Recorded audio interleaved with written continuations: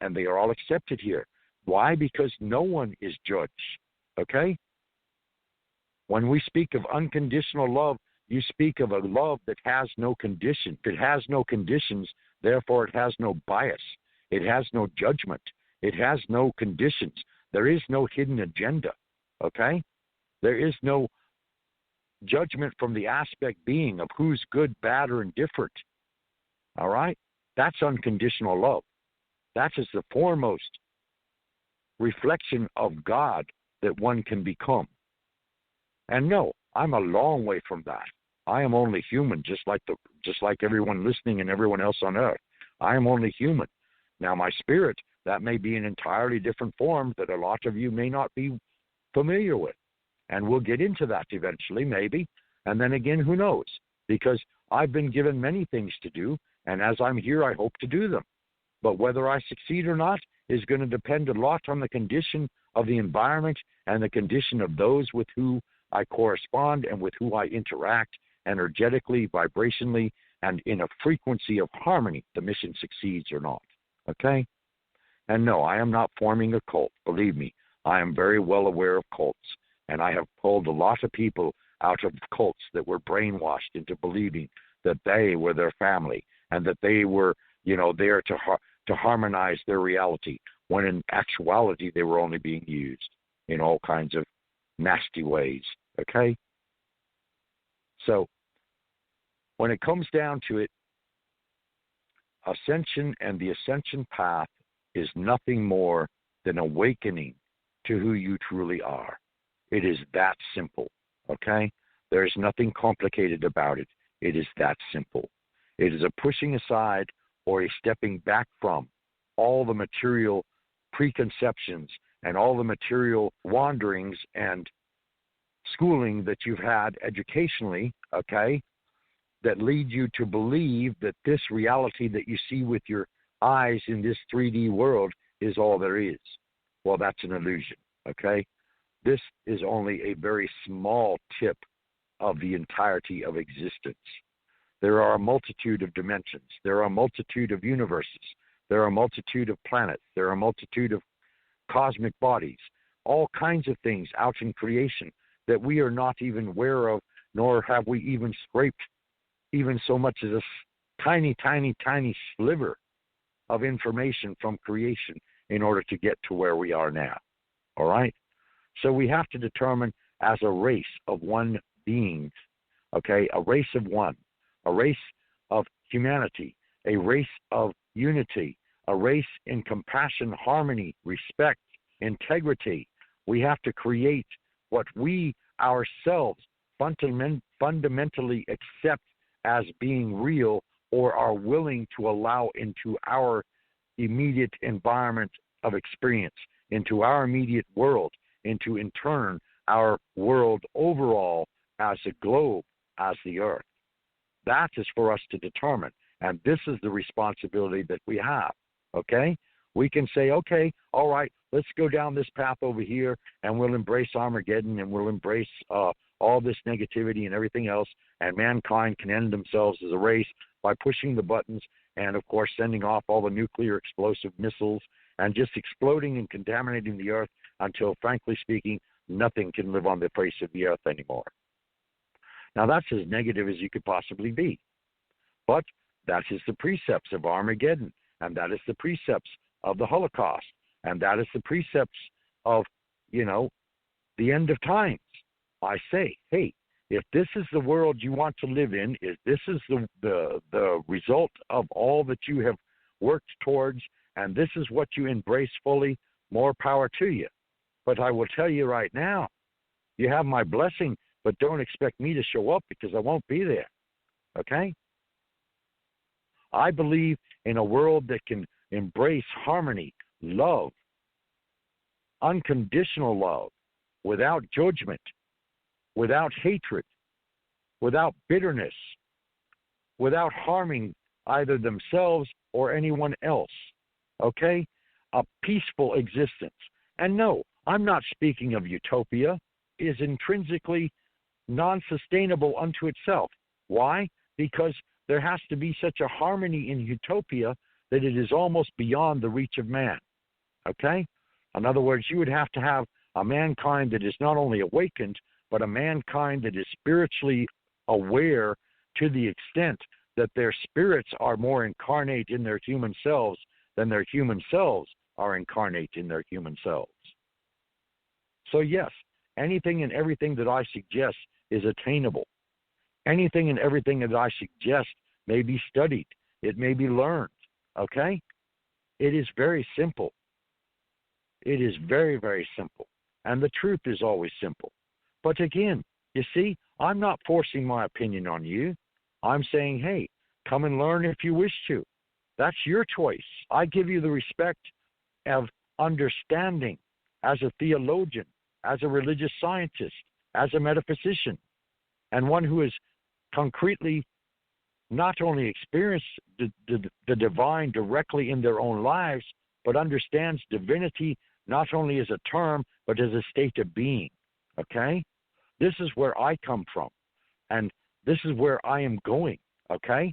So even if I should fail to succeed in creating this harmony, this path of ascension that is widely used and widely undertaken by millions of people, all right? Even should at the last minute we not succeed, I will still go home just like any and all others will go home, okay? And perhaps I will come back and perhaps I will not, because I'm given to understand this is my last time here. And with that said, Ascension Centers, the Universal Life Plan and the Great Awakening was the understanding that we're defined as the power to make experience more intelligible by analyzing it in the light of valid and appropriate general concepts. Now, we're human, so we're talking to you in business language English because we were born in America. So helping people learn the truth is a way of awakening sleepwalkers and clearing away the conditioned cobwebs from our minds. Now, no one with the truth is ever welcome in any culture. However, one never fails to dehypnotize many of the victims of the mass cultural process. So in today's cultures, as we witness the coming of the new paradigm, the new evolution, the new ascension age, we witness the great gratifying sight of many sleepwalkers awakening from their illusion that they called reality. So we're about bringing the truth of ascension of the higher consciousness, higher energy vibration, our fifth dimensional way of thinking, to a third dimensional planet, awaken you sleepers. So this is something I wrote a long, long time ago in Hawaii about Ascension Centers, and that would be a home for the holistic way of thought and way of life, and a new frontier in the internet, which we didn't have yet, about the new frontier of a virtual reality in motion, metaphysics, and spirituality is what I wrote. Now, inside the pyramid, we have the inner masters of the inner circles and the sacred doctrines of the Ascension Masters. And these people are very old, very wise, and watch many worlds come and go, fade away in the macrocosm or the great world or the universes that are millions of Earth years old. So we were going to start another revelation and the revolution of 2,160 years. So we were ready for the change, and we started concentrating our energy on this microcosm, or our personal world, the one called Gaia, New Earth, or some call the old Mars, of course, hit by cataclysmic rock. So the plans to introduce a way of survival upon us now that will speak of a spiritual and educational awareness group. And we called it the World Entity before the Internet. The World Entity must segregate itself much like we, the word is W-E, an implosion from the self as it knows itself and integrate fully into a new light. That's called the awareness, and the awareness is called ascension. A meaning to go up, ascending, rising in power and influence in the macrocosm, the whole scheme of everything that is to come. So our job as administrators, as all-seeing ascended masters on earth, was to help recruit truth seekers who need the schools or know the plan, or there's many paths and many journeys lead up the mountain path of ascension. So the plan was prepared in rough draft back beginning Earth time for the year 1994 after death, we have a way to observe your years, 2012 AD, and then it goes on to something about the calendars and the energy and what all we're requiring on Earth to get environmentally conserved.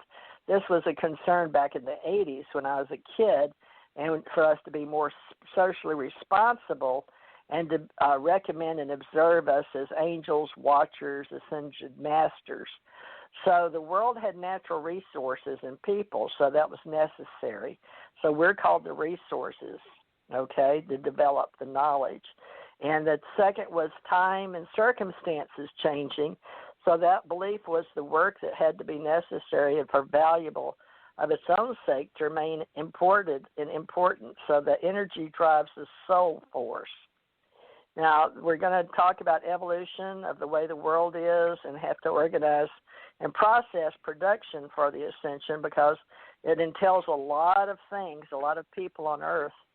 And there's an outline to culminate from it. Several people have the outline for the Ascension Masters and how we can organize and be better people and supervise our operation while we're moving into space, and also, by the way, have a spaceport, several of them on the planet. So that's where we'll stop and tell you that there is a calm before the storm, and we are in the Ascension Age, and we're looking for all those with free agency, which is God-given right of memory and passage into the Ascension Age. And all of you people out there that feel like you want to be alive and well on planet Earth and with others, let us know what you're capable of and what your talents and skills are. And we're going to be having classes on radio and on YouTube. We're about helping and being in service to others. And let us know what your talent is. Are you good at art? Are you good at making videos? Are you good at helping others learn? You know, what is your talent and skills? Everybody has gifts. We're even going to be having some more classes on Ascension Psychic Awakening classes for those of you interested. So hang in there with us. And this was only the second really powerful 2020 where we've got our belief and knowledge down. And this is sort of just a speaking of the Ascension Church Ohana, do what is right, as above, so below. So hopefully you got something out of this today. And Richard Knight, we appreciate you holding the fort and being the president of the ACO Club. And hopefully during the week we'll get some people coming and wanting to help us, help others. And we do that, folks, as we go forward with all of our senses. And we're heightening our senses as empaths. And a lot of empaths are approaching me, wanting me to understand more, but to teach some classes. So we're going to get probably on Skype from what I can see that's being offered me. And then you can come into our Skype classes, and then we'll post them as radio shows. And I've got Teresa J. Morris Ministries up. And this is T.J. Morris E.T. Radio. And then Richard and I have started Ascension Church Ohana, which was started a year or two ago while my daughter, I had Teresa J. Morris Ministries, but in her favor, we used the words Ascension Church Ohana to get separate from the one that took care of us. And I am also a member in my health facility as an Ascension card carrying master of Ascension in my insurance. In other words, when I go over here to the Ascension clinics, they're Ascension centers. And that's a whole lesson about how the Ascension came to be on Earth between the church, state, and governments and medical centers. It's really amazing that it all came together the way it is. So love and light, everybody. And we're going to do our best to come back Wednesday and Thursday, Friday, Saturday. We're all taking off Monday and Tuesday right now. So Wednesday, because Richard is back with me, I agreed to give Wednesdays back open, more spiritual, metaphysical. So, Richard, you want to come back Wednesday then, and we'll put the word metaphysics up and start working on all the schools in the metaphysical world, if you'd like. Sure, that sounds great. All right, folks. Well, love and light, and hang in there because, we've all got the same chance. We're all on a spiritual journey, and you're all the authors of your own life story. And we, of course, are here just to help you any way we can, if we can. Lord willing and the creek don't rise. So hang in there and know that we're all about love and light. And we just want to know who you are and what you're doing and how we can be of service. So join us when you can. And we'll be back Wednesday, and Richard may or may not bring other people, depending on what lessons. We may do 20-minute